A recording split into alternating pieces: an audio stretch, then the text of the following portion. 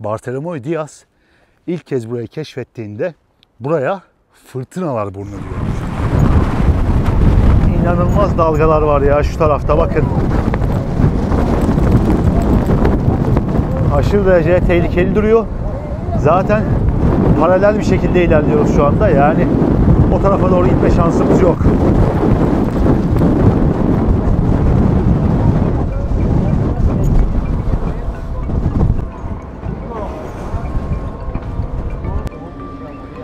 Çok güçlü akıntılar var burada. Atlantik Okyanusu'nun akıntıları. O yüzden bugün bile halen daha çok tehlikeli.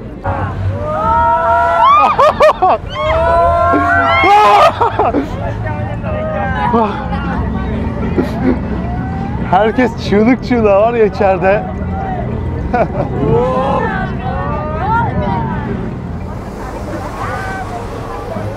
Wow.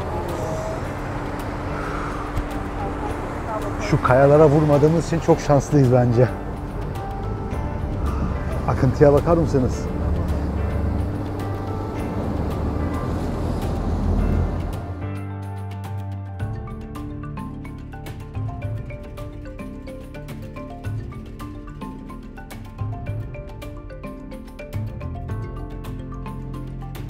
Aslında bir zamanlar Fırtınalar Burnu denilen bu yer, Portekiz Kralı'nın burası bize bolluk bereket getirecek demesiyle oluyor size Ümit Burnu.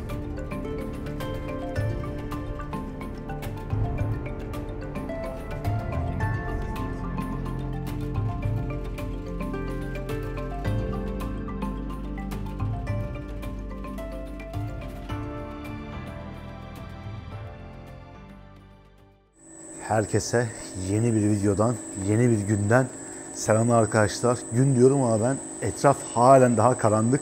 Çünkü şu anda Cape Town'da sabah 7:48'de gün doğumu gerçekleşiyormuş. Yani daha gün doğumu bile gerçekleşmedi.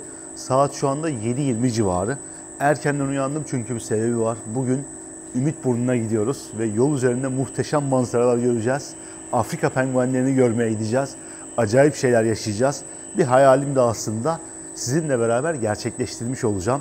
Biliyorsunuz ki penguenler Afrika'nın en güneyinde de yaşıyorlar ve Güney Afrika'da bu noktalardan bir tanesi. Neler yaşayacağız? Gerçekten çok merak ediyorum.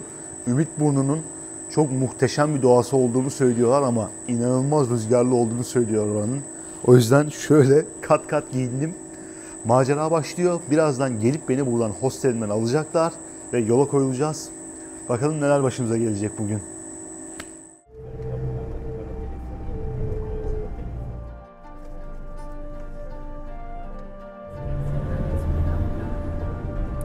Ve dostlar, sabahın ilk ışıklarıyla yola çıktık. Nasıl bir gün olacak bugün? Gerçekten çok merak ediyorum, çok heyecanlıyım. Bu şekilde bir minibüsün içerisinde ağır ağır ilerliyoruz bakalım şu anda.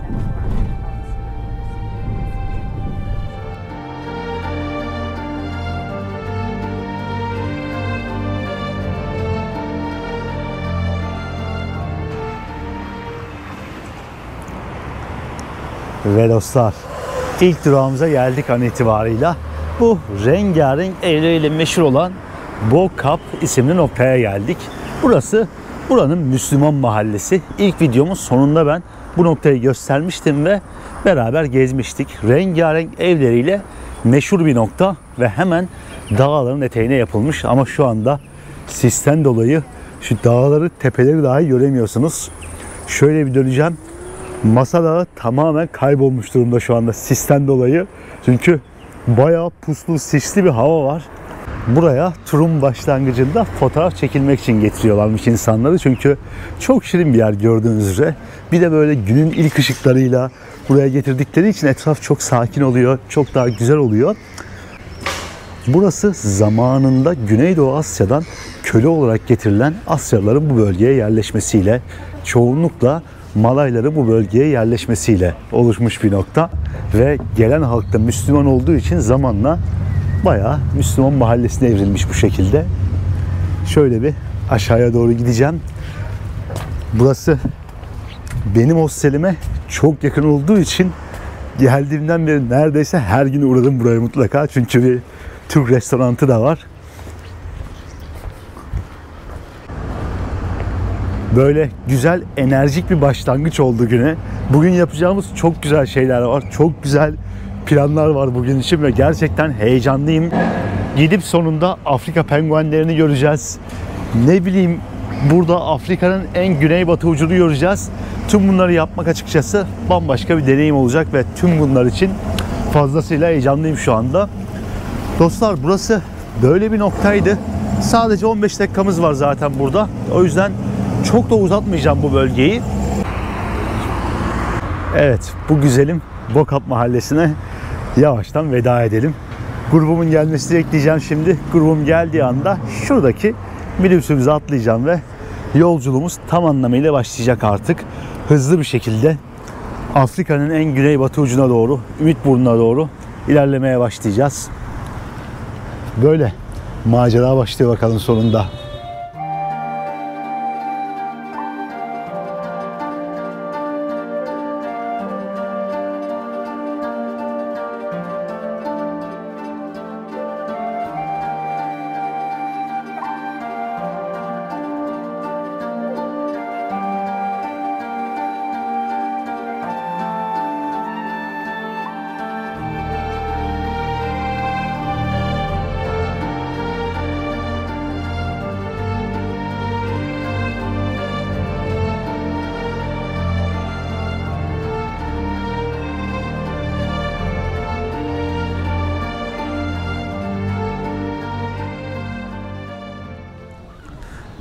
Ve şimdi dostlar şöyle bir noktaya geldik.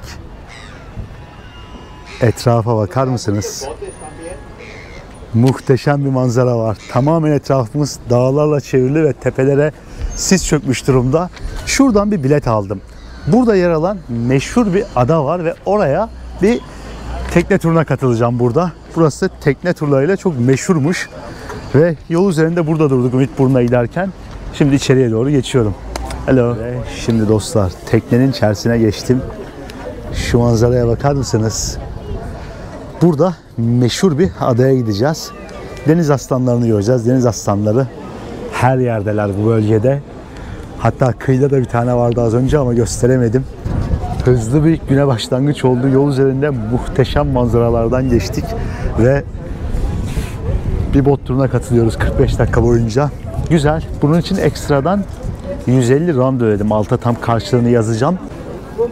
Şuna bakar mısınız bu arada? Hout Bay olarak geçiyor bu arada. Şu anda bulunduğumuz yer. Burada Colorated denilen melezlerin yaşadığı bir noktaymış. Biliyorsunuz ülkede. Şuna bakar mısınız bu arada? Yok artık ya. Koştur koştur, sudan nasıl çıktı bir anda? Daha yolculuk başlamadan nereye denk geldik?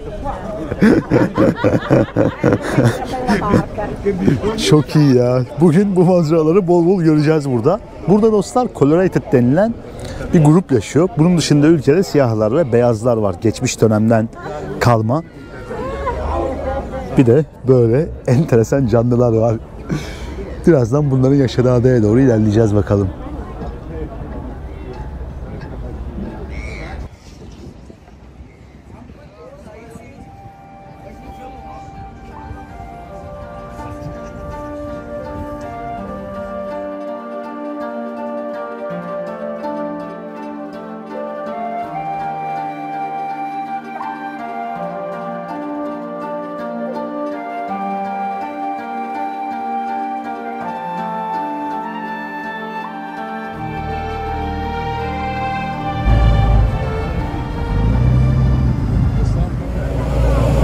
Ve şu manzaraya bakar mısınız şimdi?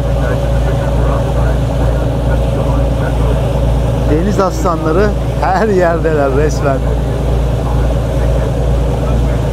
Muhteşem hayvanlar ya. Hemen burada dağın tepesinden aşağıya doğru inen evleri görüyorsunuz. Burada o Colorated dediğim melezler yaşıyormuş. Asya kökenli insanlarla aslında buradaki siyahilerin karışmasından oluşan bir grup. Ve şu manzaraya bakar mısınız? Muhteşem görüntüler var ya. direkt Datça'ya geçtim. Bu şekilde göstereceğim size.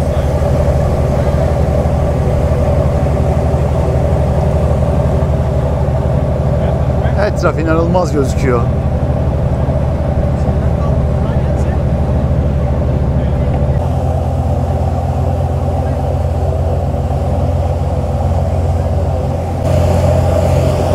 Atlantik Okyanusu'nun açıklarına doğru ilerliyoruz şu anda. Burası Afrika'nın artık en güney kısmı dostlar. En güney batısında sayılırız şu anda. Ümitburnu'na çok yaklaştık ve hal böyle olduğu için burada tankerleri dahi deviren devasa dalgalar meydana geliyor. Gerçekten çok tehlikeli bir bölge. İnanılmaz sallanıyor şu anda içerisinde olduğumuz bot. Bakın başka bir turistik bot daha şurada ilerliyor.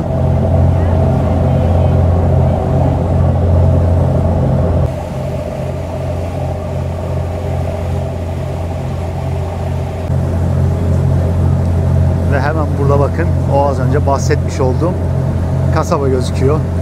İnsanlar dağların eteğine rengarenk evlere yerleşmişler burada.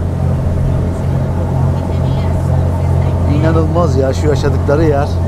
Direkt Atlantik Okyanusu'nun önünde burada çok basit gecekondu tarzı evlere yerleşmişler zamanında.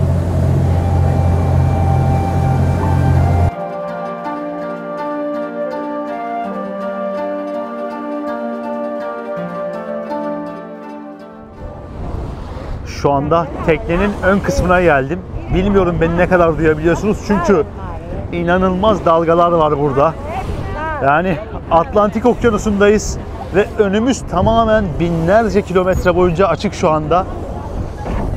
Şurada çok büyük dalgalar suya dökülüyor ve oraya doğru yaklaşıyoruz biz şu anda. Bilmiyorum beni duyabiliyor musunuz ya gerçekten. Ben uçacağım neredeyse şu anda. Umarım şu anda ne halde olduğum belli oluyordur. Su da gelmeye başladı kameramıza. Portekizliler buraya nasıl 1488'de geldi? Gerçekten hiç anlayamıyorum. Günümüzde bile ilerlemenin çok zor olduğu bir yer. Uçacağım ya şu an. Umarım beni duyuyorsunuzdur yani çünkü ben kendimi çok zor duyuyorum. İnanılmaz korkutucu bir hava var şu anda.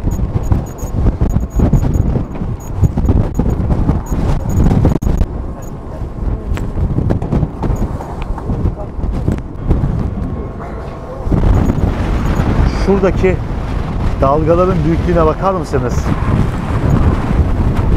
İnanılmaz dalgalar var ya şu tarafta bakın. Aşırı derece tehlikeli duruyor. Zaten paralel bir şekilde ilerliyoruz şu anda. Yani o tarafa doğru gitme şansımız yok.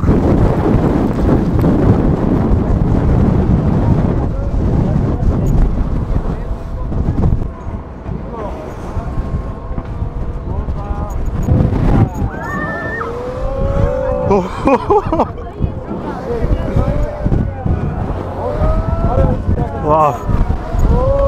Dalgaların üzerinde zıplıyoruz şu anda var ya. Tekneden düşmemek için çok zor tuttum az önce kendimi. Yani resmen savruluyoruz bu suların arasında.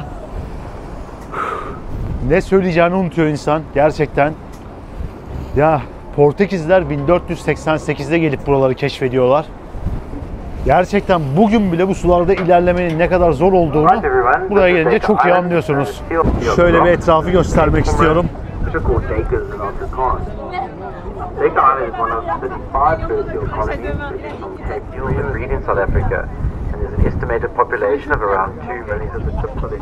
Deniz aslanları şu anda hemen önümüzdeler şu kayalıklarda. Muhteşem bir manzara var ya. Yüzlerce deniz aslanı o kayalıkların üzerinde.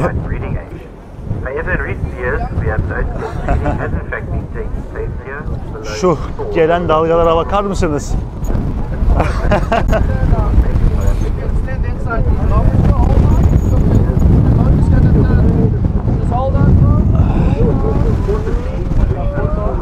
Şu manzaraya ben inanamıyorum ya şu anda. As a company, we're doing everything we can to reduce the terrible effects. For more information about the fuel, you can refer to the services you are given. İnanılmaz akıntılar var bulunduğumuz yerde. Deniz aslanlarının önüne kadar geldim şu anda resmen. Tam bulundukları tarafa geçtim.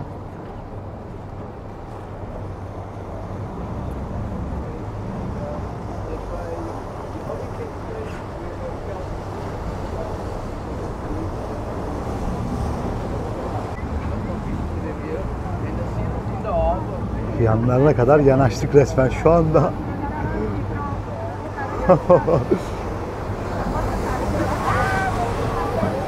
Wow. Şu kayalara vurmadığımız için çok şanslıyız bence. Akıntıya bakar mısınız?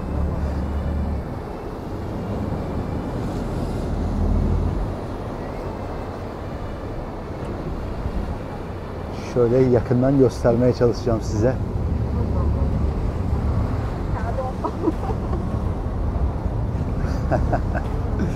Yüzlercesi gözümüzün önündeler.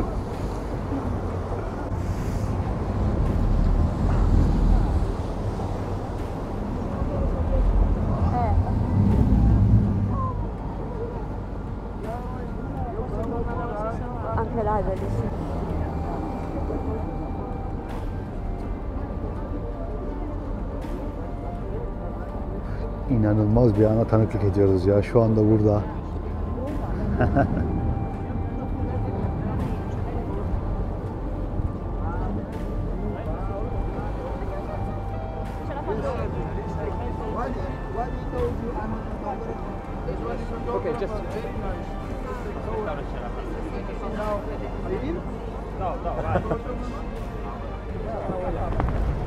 Şimdi çok büyük bir dalga geliyormuş, o yüzden herkese oturttular burada.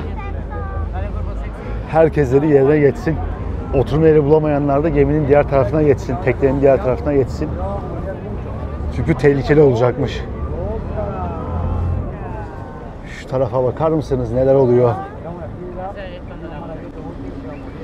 Çok güçlü akıntılar var burada. Atlantik Okyanusu'nun akıntıları. O yüzden bugün bile halen daha çok tehlikeli. Bu denizin açıklarında tankerler devriliyor. O yüzden büyük tankerler dahi çok fazla açılamıyor bu sularda. Olabildiğince dikkatli olmamız gerekiyor. Kıyıdan çok açılmamamıza rağmen inanılmaz akıntılar var ya.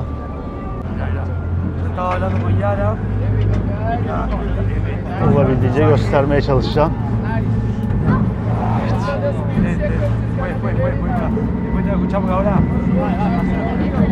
Artık deniz aslanlarının olduğu bu noktaya veda ediyoruz. Oh, oh, oh. Oh. Evet, olay tam olarak buymuş.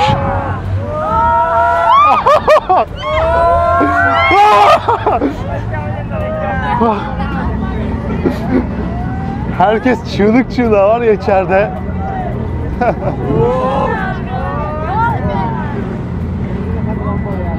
Son sürat giden bir hızlı tren içerisindeyiz şu anda. Oh. Oh.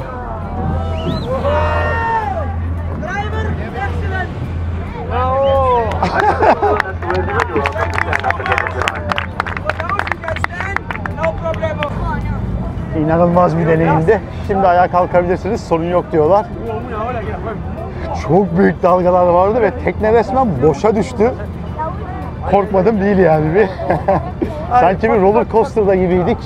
Ama güzel bir deneyimdi, güzel bir adrenalin oldu bizim için. Şimdi artık geri dönüyoruz. Çok uzak bir yer değil burası. Anakaradan aslında ama çok az ilerledikten sonra, bir 10-15 dakika ilerledikten sonra dehşet akıntılar başlıyor ya.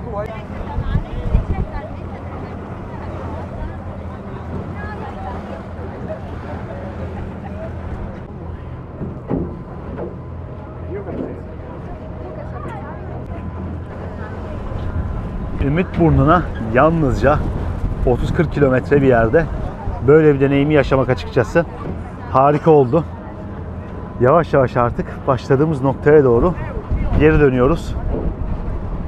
Buradan sonra Ümitburnu'na doğru ilerleyeceğiz. Çok merak ettiğim yerlerde buralar. Güney Afrika zaten çok merak ettiğim bir ülkeydi. Yıllardır gelmenin hayalini kurduğum bir ülkeydi ve bu deneyimleri yaşamayı çok istiyordum. Benim için şu anda muazzam bir gün başlangıcı oluyor gerçekten.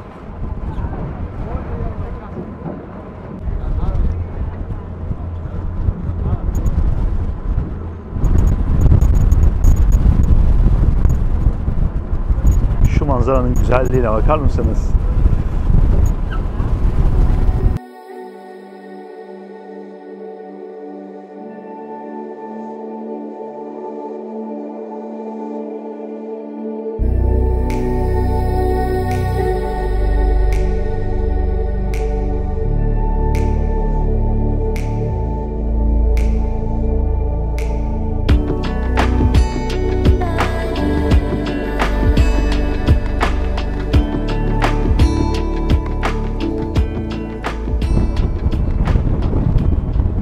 Gerçekten çok güzel bir deneyimdi. Sonuna kadar değdi yani. Bu isteğe bağlıydı. Buraya kadar geldik, isteyenler katılacaktı. Ben de dedim ki madem tam bir deneyim olsun, bunu yapıyorum. Madem Ümitburnu'nda göreceğiz bugün. İyi ki de demişim yani. Okyanusta bu şekilde açılmak, Atlantik Okyanusu'nda açılmak bambaşka bir hissiyattı. İki okyanus burada birbirine karışıyor. Okyanusların birbirine karıştığı noktaya çok yakınız şu anda. O yüzden aşırı derecede güçlü akıntılar var. Biraz olsun bu akıntıların bir kısmını görmüş olduk. Aslında Ümitburnu denilen yerden 150 kilometre ileride bir noktada. Her iki okyanus birbirine karışıyor ama son derece yakın bir yerdeyiz. Yani şu anda o bölgeye büyük ihtimalle yaklaşık 200 kilometre mesafedeyiz. İnanılmaz akıntılar, çok güçlü akıntılar var. Ve benim için unutulmaz bir deneyim oldu gerçekten.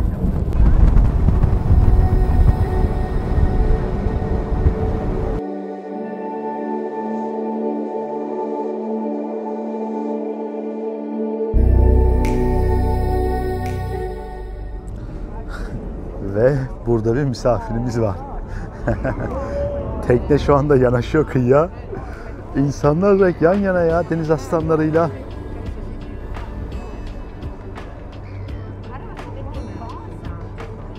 Şuna bakar mısınız?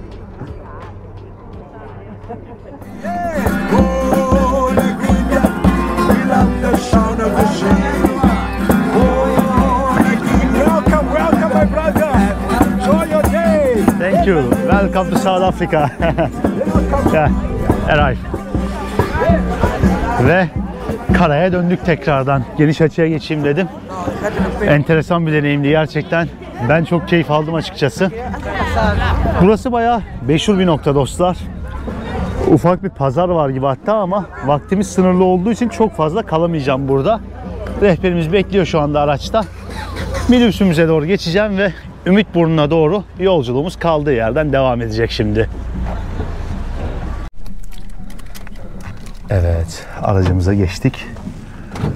Yolculuk vakti.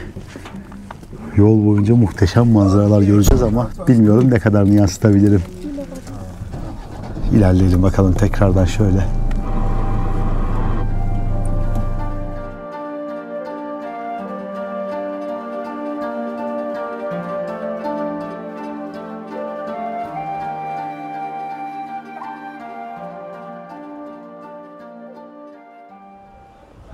Ve şu anda şu geldiğimiz yere bakar mısınız dostlar?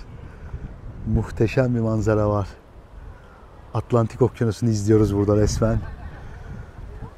Uçsuz bucaksız o kadar güzel bir manzara var ki anlatamam ya şu anda.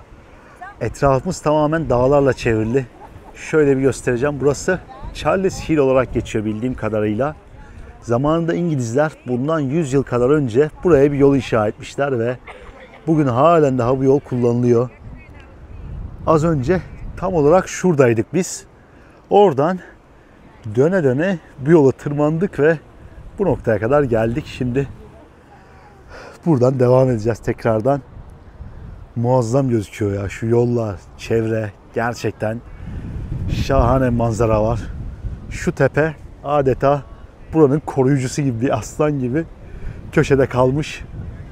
Az önce şuralarda açıklardaydık.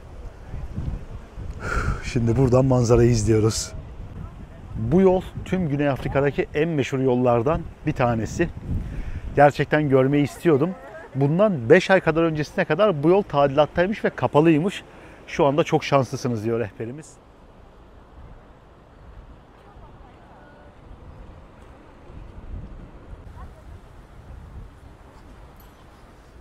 Neyse, şimdi bu güzelim noktaya da veda vakti dostlar. Tekrardan buradan yola koyulacağız ve artık Cape of Good Hope, yani Ümitburnu'na ilerleyeceğiz. Videonun başından beri Ümitburnu deyip duruyorum. Artık gidelim görelim istiyorum yani bu noktayı. Gerçekten çok merak ediyorum ve gerçekten bir an önce görmek istiyorum. Etrafımız da bu şekildeydi bu arada.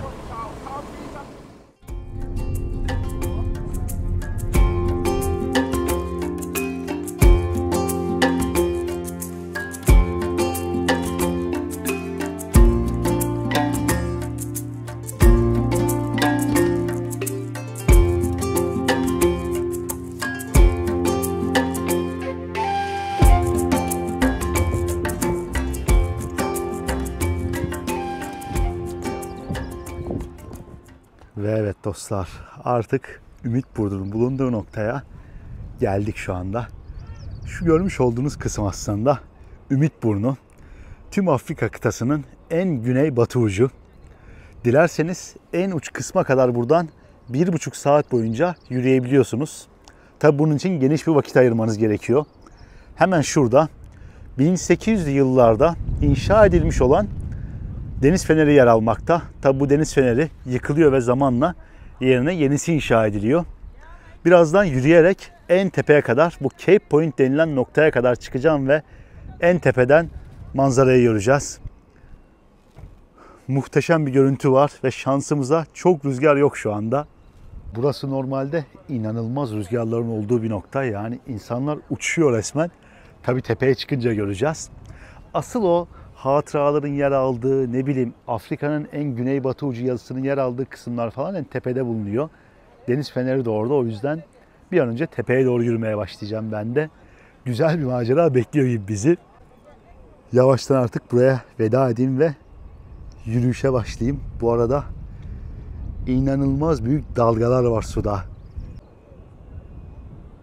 Şöyle bir göstermeye çalışacağım size. Çok fena dalgalar var ya denizin ortasında. Evet, az önce bahsettiğim şey, iki farklı yol var burada. Ama popüler olanı yukarıdaki o deniz fenerinin bulunduğu nokta. Buradan ben yürümeye başlayacağım şimdi. Ve bakın ne diyor? Afrika'nın güneybatı ucu, yani kısaca. Şöyle ben devam edeyim. Bu arada diyor ki babunlara karşı çok dikkatli olun. Babunlar burada çok fena halde hırsızlık yapıyorlarmış. Yani elinizde herhangi bir yemek vesaire bir şey varsa çalabiliyorlar. Hatta burada öyle bir alışmışlar ki arabaların dahi kapısını falan açabiliyorlarmış. Yani elinizde herhangi bir şey görürlerse almaları çok mümkün. Çok dikkatli olmanız gerekiyormuş o yüzden. Bakalım, çok güzel bir hava var şansımıza. Bu şekilde yürümeye başladık.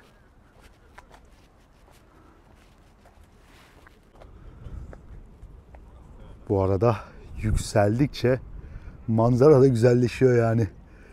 Muhteşem bir manzara var ya. Şu uca kadar yürüyen insanları görüyorum. Maalesef yalnızca bir saatimiz var burada, o yüzden uca kadar gidemeyeceğim. Ya kendi arabanızla gelin buraya. Eğer ki imkanınız varsa araba kiralayın ve kendi arabanızla gelin. Çok daha fazla keyif alacaksınız bence. Çünkü yapacak çok fazla şey var. Yollar çok güzeldi buraya gelirken. Muhteşem yollardan geçtik yani. Ben arabamı durdurup ne bileyim oralarda eğlenmek isterdim yani. Bakar mısınız şuraya? Hava kapalı olduğu için mecburen çekimleri de telefonumla yapıyorum. Çünkü GoPro'dan çekmek istemiyorum. Yani çok daha karanlık çıkacak büyük ihtimalle. Buralar güzel bir şekilde yansısın istiyorum ama biraz zor olabiliyor. Çünkü elimde tutması, çevirmesi falan çok daha zor yani haliyle.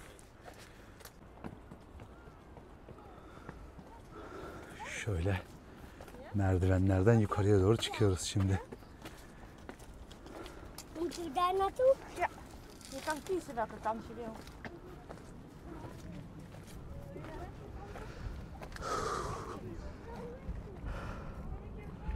Muhteşem bir yürüyüş yolu var ya gerçekten. Bu arada şurada bir finiküler de var yukarıya çıkmak için dostlar. Gidiş dönüş galiba 105 rantmış. Yani 5 dolar gibi bir şeye tekabül ediyor. Dilerseniz finikülerle de çıkabiliyorsunuz ama yani bu manzarayı görün bence gelmişken. Finikülere falan binmeye hiç gerek yok. Hele ki hava güzelse gelin gezin yani. Çok güzel yürüyüş yolları var bu arada. Tam o Ümitburnu'nun en ucuna kadar giden yollar.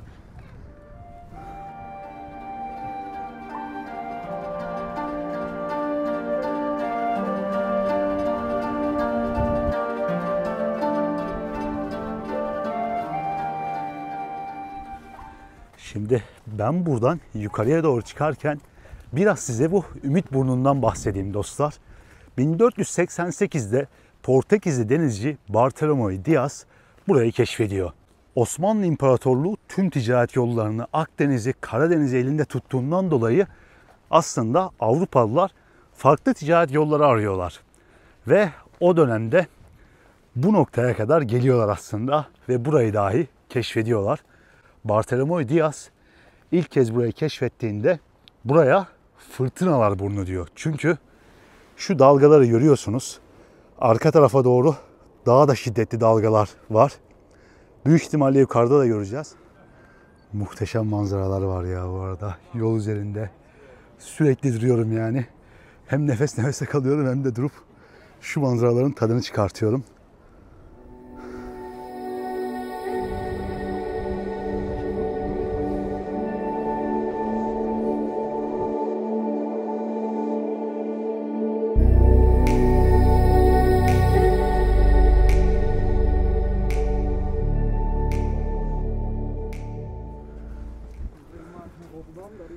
Ve zamanında buraya yapılmış o deniz fenerinin yanına geldik dostlar şu anda. Çok yakın gözüküyor biliyorum. 1959 yılında ilk kez yakılıyor bu deniz feneri. Ancak 1910 yılında burada bir gemi kazası meydana geliyor ve bu kazadan sonra buraya yeni bir fener yapılıyor. Nefes nefeseyim bu arada çünkü inanılmaz yorucuydu. Bir manzarayı göstermek istiyorum. Şuradan aşağıdan geldim ben. Tamamen ayaklarımızın altında şu anda Atlantik Okyanusu.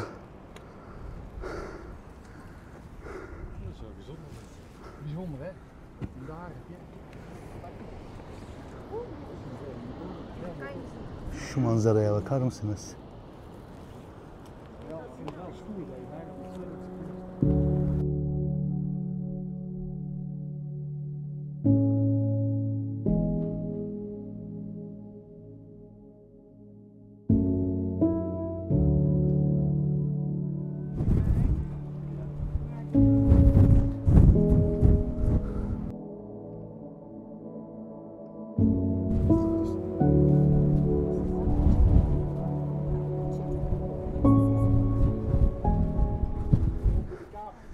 ...360 derece şu anda burada bu manzarayı izliyoruz. Yani gerçekten muhteşem bir manzara var. Anlatamam.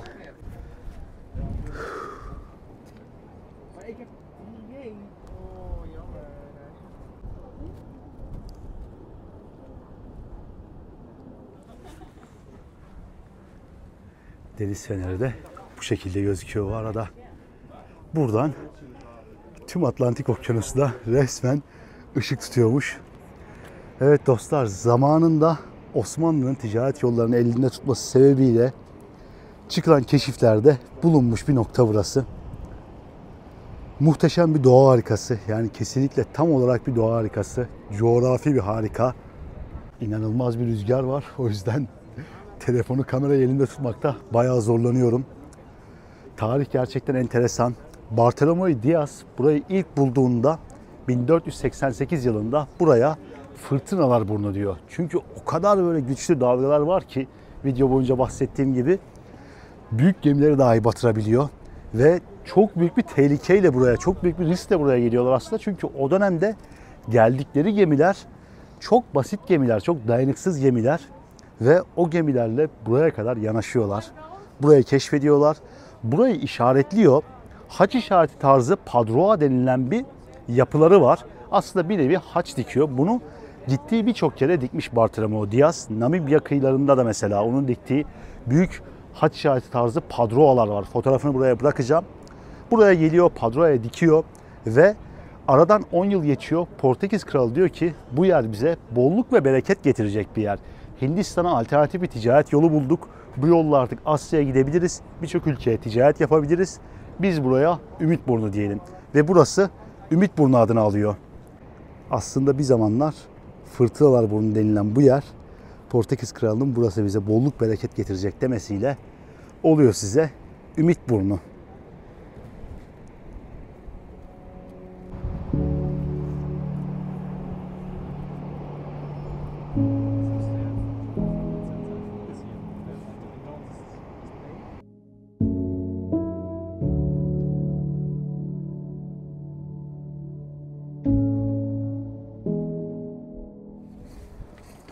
Ara ara rüzgar o kadar artıyor ki anlatamam ya. Rüzgardan uçacağız sanki.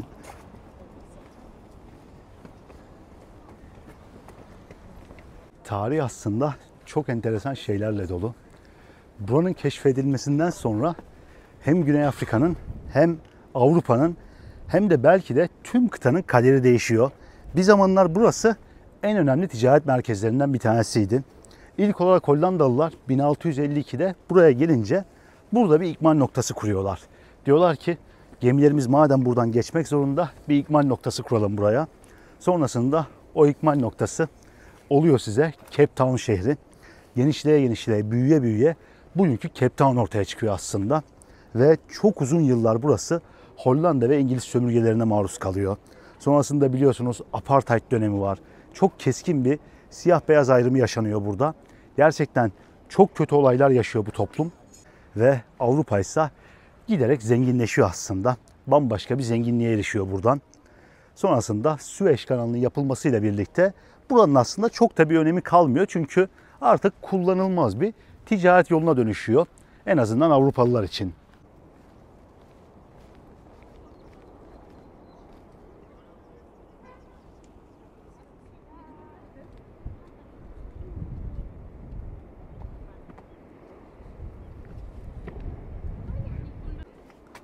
Şöyle bu arada aşağı inerken manzaraları da göstereyim. Şu basamaklara inmeye devam ediyorum bayağıdır.